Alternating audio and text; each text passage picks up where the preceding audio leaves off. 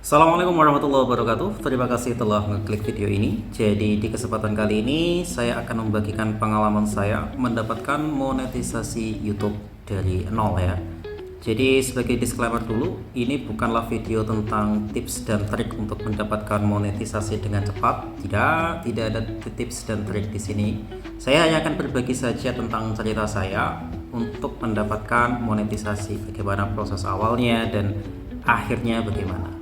Dan yang saya bagikan di sini adalah untuk orang yang sangat awam, karena saya sendiri mendapatkan monetisasi kalau di total itu kurang lebih 8 bulan, 7 atau 8 bulan. Jadi tidak instan ya.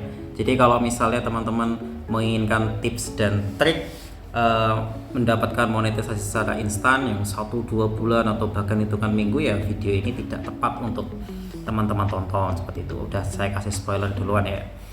Jadi sebenarnya video YouTube atau channel YouTube ini dibuat sebagai perkembangan dari channel TikTok saya. Jadi saya punya TikTok awalnya.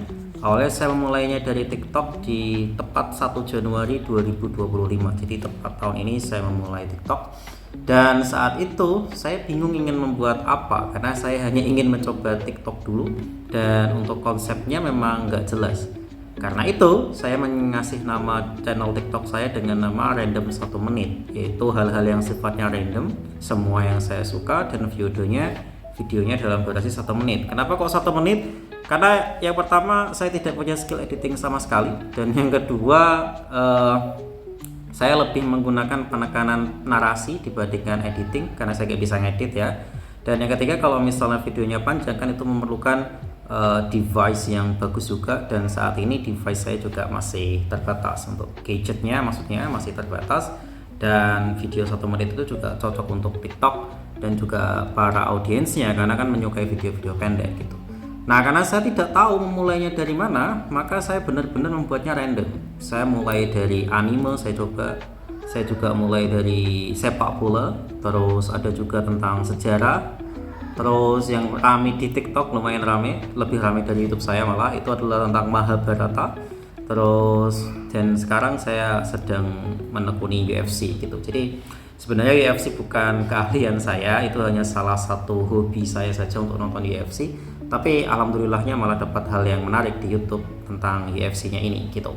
Jadi sampai sekarang pun sebenarnya saya masih ingin meneruskan hal yang sama, yaitu temanya random, karena saya tidak ingin membatasi channel ini di satu tema saja. Tapi karena memang saat ini dapat timingnya adalah di UFC, nanti akan saya ceritakan, maka teman-teman akan lebih banyak mendapatkan konten UFC atau MMA di channel ini gitu. Jadi di TikTok itu awalnya di bulan Januari itu saya membuat seperti versus ya. Jadi anime itu versus, misalnya kalau karakter ini lawan karakter ini itu menang siapa, kurang lebihnya seperti itu. Dan itu mendapatkan atensi yang lumayan untuk orang yang memulai dari follower 0 gitu. Karena saya sudah bertekad di TikTok tidak mengikuti siapapun gitu kan, hanya untuk iseng-isengan saja.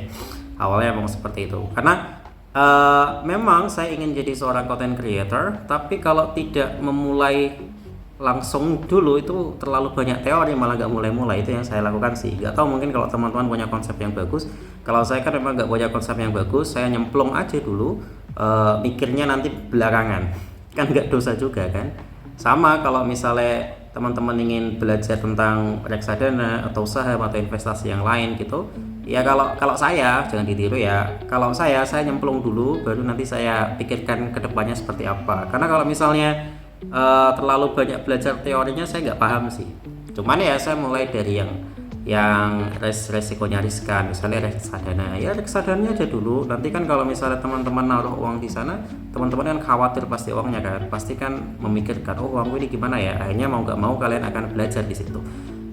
Dari begitu juga dengan masalah dunia perkontenan gitu, karena saya asing dengan yang namanya edit mengedit. Jadi ya kalau belajar satu persatu males, maka cara untuk membuat saya tidak malas adalah nyemplung duluan seperti itu. Jadi kalau misalnya teman-teman lihat di TikTok saya namanya sama random 1 menit, wah awal-awal tuh editannya parah banget. Sampai sekarang masih parah sih, cuman yang awal jauh lebih parah seperti itu.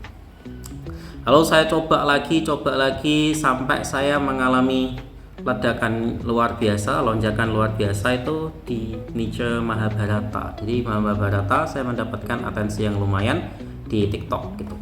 Cuman adalah di TikTok saya sama sekali nggak tahu cara mendapatkan uangnya bagaimana selain dari jualan, karena memang dari awal saya tidak memiliki pandangan untuk menjadi seorang affiliate gitu ya, karena memang nggak jago aja.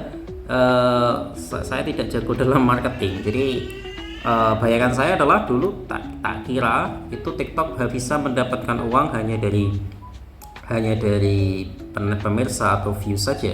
Ternyata emang nggak bisa, setahu saya tidak bisa. Mungkin kalau teman-teman ada yang pernah hanya mendapatkan view saja, bisa tolong komen ya caranya bagaimana. Akhirnya saya ke YouTube, dan saya mulai di YouTube juga 1 bulan setelah saya mulai TikTok, jadi Februari tahun 2025. Dan konten-kontennya sebenarnya jiplak dari konten yang ada di TikTok. Jadi apa yang sudah saya buat di TikTok saya uploadkan ke YouTube, satu konten sehari satu konten, sehari satu konten, 1 menit seperti itu, dan belakangan 1-2 menit ya sama. Dan di channel YouTube itu juga masih sama toh, anime masih banyak, terus ada sejarah juga masih banyak, bla bla bla bla bla seperti itu. Nah, ketika saya sudah nyemplung ke YouTube, saya jadi mempelajari bahwa syarat untuk mendapatkan monetisasi atau mendapatkan uang dari YouTube itu minimal adalah memiliki subscriber 1000, kan gitu. Jadi minimal subscribernya 1000, lalu disuruh memilih satu dari 2 hal ini. Kalau misalnya teman-teman fokusnya short, itu harus mendapatkan 10 juta tayangan dalam waktu 1 tahun. Kalau misalnya videonya panjang, maka harus mendapatkan jam tayang 4000 jam per tahun, kan seperti itu. Nah, awalnya memang saya karena adopsi dari TikTok, konten-kontennya itu fokusnya di short. Tapi saya merasa pesimis karena waktu saya coba dari bulan Februari sampai dengan bulan Juni, itu TikTok saya viewsnya stagnan di angka ribuan. Jadi nggak sampai 10.000, hanya 1-2 short video saja yang tembus di atas 10.000. Dan itu kalau dihitung-hitung, ya masa bisa sih ini sampai 10 juta dalam 1 tahun gitu. Hanya saya tanpa sengaja menemukan video yang luar biasa dari Bang Agus Leo Halim ya, yang memberitahu bahwa kalau algoritma YouTube sekarang itu sudah berbeda dan menguntungkan bagi konten-konten kreator yang membuat video panjang. Dan sejak saat itu saya mencoba untuk membuat video panjang. Video panjang pertama yang saya buat itu tentang sejarah, karena emang sebenarnya saya sangat suka sejarah ya. Hobi saya adalah membahas sejarah, dan ternyata views pertama saya itu adalah 101 atau 102, kurang lebih seperti itu. Dan itu sudah saya senang banget, satu video panjang itu 100 gitu. Tapi ketika saya buat lagi turun jadi 56 saya buat lagi turun jadi 67, dan kayaknya kurang seksi ini konten-konten sejarah gini kalau misalnya editornya nggak bagus, pengeditannya nggak bagus, terus visualisasinya juga jelek. Dan saya memahami itu, dan kalau hanya mengandalkan tentang narasi doang akan sangat sulit sih. Jadi oke, kita mulai dari yang simple dulu. Dan waktu itu saya mencoba untuk mengambil salah satu hobi saya, yaitu UFC, karena saya sangat suka nonton UFC kan, seperti itu.